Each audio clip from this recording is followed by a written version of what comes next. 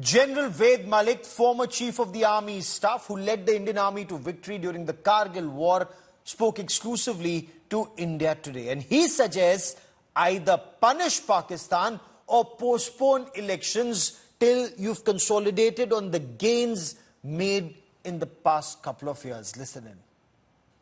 Can the situation flare up in Kashmir once again, whether it is stone pelting or local terrorists or foreign terrorists encouraging local terrorists or forcing local terrorists to target security forces or, God forbid, even civilians?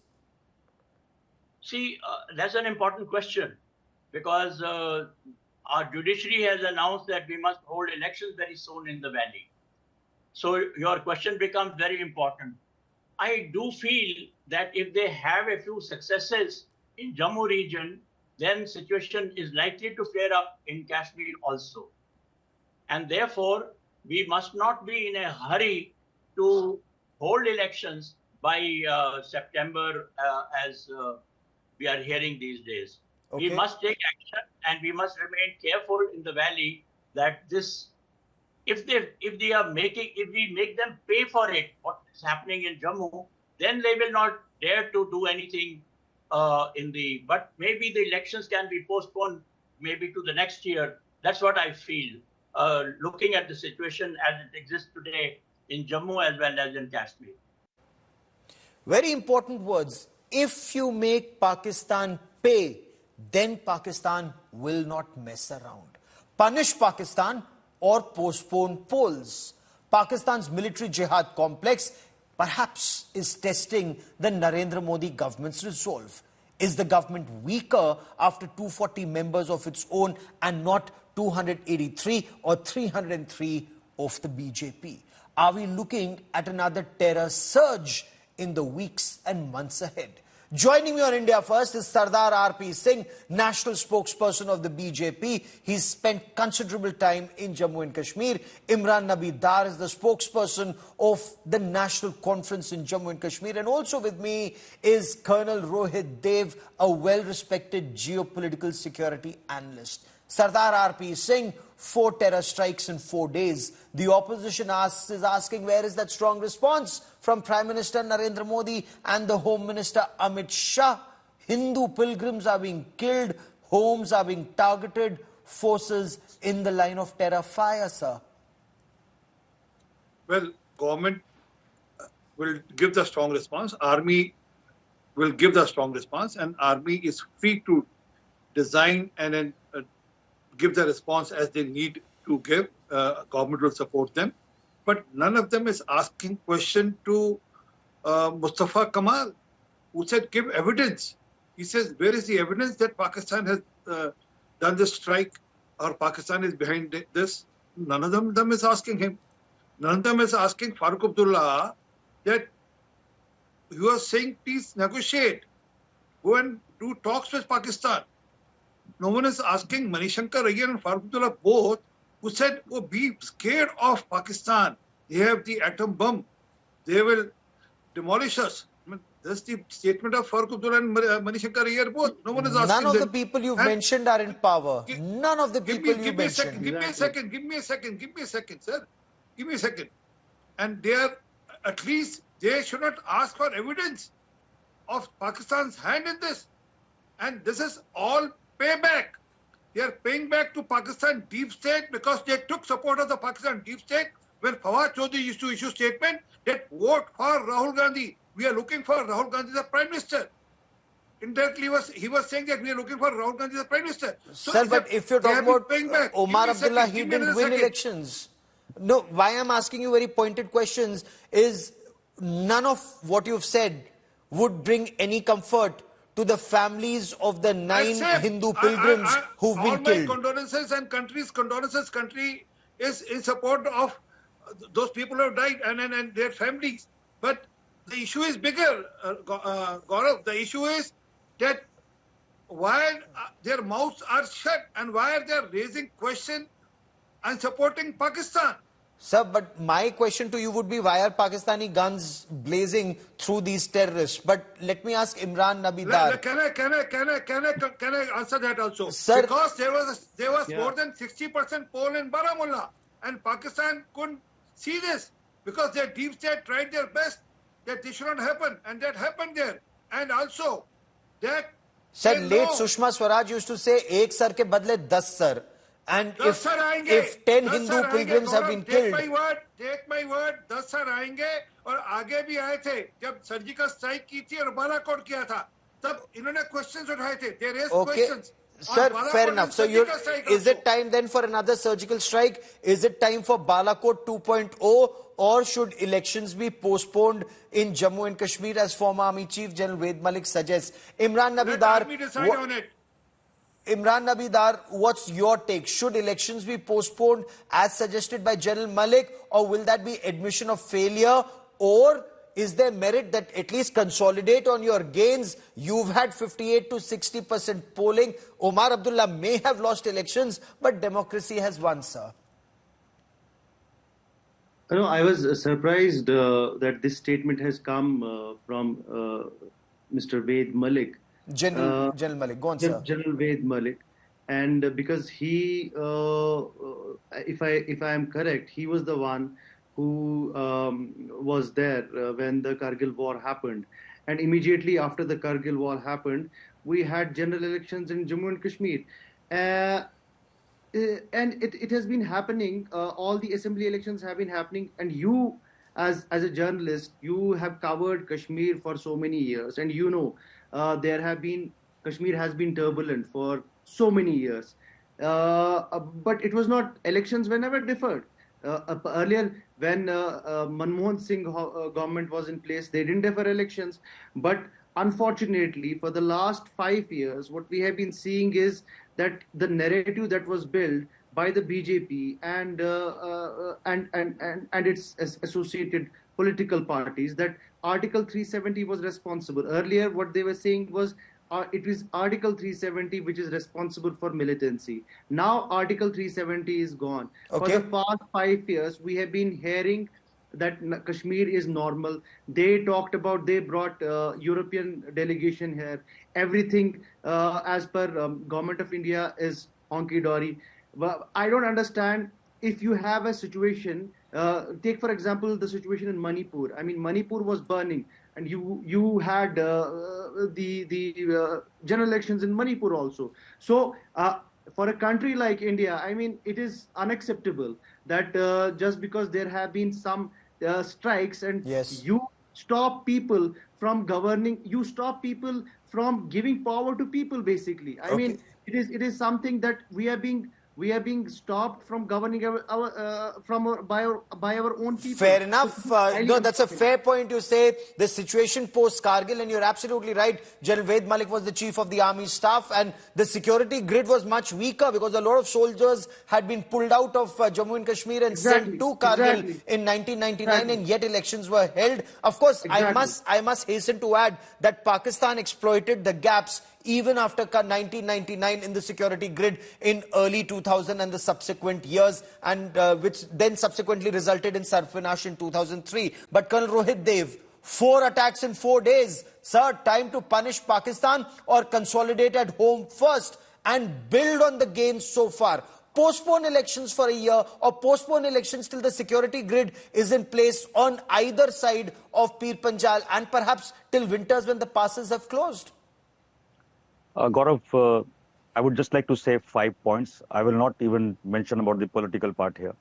The first part is, as we went into the election, it's a no-brainer. It's revealed quite substantially that there was a lot of money riding to create all kinds of unrest, including in Jammu and Kashmir region. And the anticipation of an anti-Bharat inimical force to win has been thwarted by the polls currently. The second part to consider is the summers. We are in a period after Doklam and Galwan that we, for the last 4 or 5 years, have been switching forces, trying to deploy harder on ground during the summers along the LAC, while the teeth of the Pakistani army has been absolutely broken to shackles in the last about 8 years' time. They don't even have a war-fighting capability for 1 to 2 years. But nothing can stop them to go ahead with the designs of infiltration and terrorism. The third point is, whatever the government decides, unlike many other states, there has to be a larger deployment of security forces to conduct this first elections post the abrogation of 370, and government has to be sure first. And I must also add that the inputs of the armed forces, especially the army on ground, the boots on ground, have to be taken. Okay. Army is not weak, nor is the decision-making body is weak. The punitive actions, Gaurav, like you mentioned, will continue. They are continuing. They are today not in the realm of media fanfare today, like you used to be off and on at times. But let me tell you that it's currently even on as we speak. So Indian Army is not going to let go of this infiltration and the attacks happening on our citizens. No, but the punitive action not only has to be for effect, but the country, sir, it will be. Respectfully, I disagree with you. No. If terrorists are killing innocent Indians in full public view, I want to know what action is my government taking against those terrorists and their sponsors in full public view. Not through sources, not through covert, but I want to see what is the destruction on the other side. No. Let me correct you, Gaurav, here. You will come to know at an appropriate time when adequate punitive action has been taken to do what is the desired end state in the game which has just started. It is premature to talk about one or two actions. You will get a consolidated view. It will not be through sources. It will be taken care of and announced. The last point I want to mention today is, which may come for any kind of a talk, is because the Supreme Court has ordered an election timeline. I will just say that the national security aspects and the aspects of the defense matters come under the preview of the Parliament of India. Fair enough. I have some quick points because I'm running out of time on this part of the show. Sardar RP saying, if a bus full of Hindu pilgrims could not be kept safe, is there a guarantee that the religious tourism circuit and Amarnath Yatra will be safe from these radical Islamist terrorists, sir? Gaurav, I'm quite hopeful that army is in control of situation and taken cognizance, and then government is supporting the army for whatever action or whatever befitting reply army need to give to Pakistan on what they have done. But we have to be aware of the overground supporters and workers of the Pakistan here, including the politicians like Farooq Abdullah Saab and others who support Pakistan and their cause, and especially his brother. The way he says, give us the evidence of Pakistan doing what they have done. Farooq Saab has never supported. I mean, this is... Sir, when Farooq Saab brother says, give us evidence, we should not be making such kind of statements. I mean, Farooq Saab, we as a political party have suffered n number of casualties, Mr. RP Singh. If the problem with BJP is that you don't look at the what do you mean? What do you after mean? Jammu and Kashmir police, it is the Jammu Kashmir National Conference which has suffered the highest number of casualties in the last 30 years. Give us evidence. We have been a victim of militancy. Gentlemen, one by one. Gentlemen, one by one. Victims of militancy, and you are accusing us of harboring militancy. How can you make such irresponsible statements? National Conference has suffered. We have been the victims of militancy. Over 5,000 Imran Nabidar, let Mr. RP Singh complete his point, sir. In the last 30 years. Let Mr. RP Singh complete his point. I'll come to you to rebut it, but one by one. Sardar RP Singh, please complete your point, sir. Gaurav, the truth pinches. That's the fact, the truth pinches. And then they have been directly or indirectly supporting the cause of Pakistan. We all know, and then this is for a reason, I'm saying. The reason is... So that's a grave charge you're leveling against Farooq Abdullah Yes, Saab. sir. He's been a member of parliament. Give me a He's been second, former sir. chief Yes, he's a minister of member the of parliament. state of Jammu But and then Kashmir. why shall he go against the policy of the parliament? What do you want the parliament has decided that talks and terror can't go together. And he's talking to Pakistan. His brother is saying, show us the evidence. What else do you What want? else do you need? What else do you need to do that? When nobody was ready to conduct elections in 1996, it was Fahad Chaudhary from across the border, Imran Nabidar, respond. The language. That time none of them spoke. Imran Nabidar, respond. Each time when Farooq Saab says, Pakistan se baat kijiye, you know, when there's something that's happening in Pakistan occupied Jammu and Kashmir, I've never heard one Kashmiri leader here talk about the atrocities by Pakistan army and security forces against your brothers and our brothers in Pakistan occupied Jammu and Kashmir. एक कोई शब्द नहीं निकलता किसी के मुंह से. क्यों? You're leaders of Kashmir this side and that side. Why don't you speak about Pakistan army's atrocities that side? My point one. My point two. Sir, I have another point. Permit me. Pakistan se baat kijiye.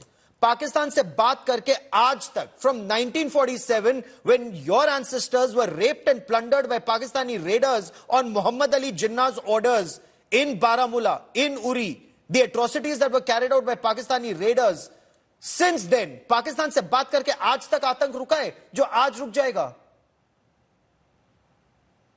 See, first of all, I take exception to what the BJP spokesperson just said about Dr. Farooq Abdullah and my party.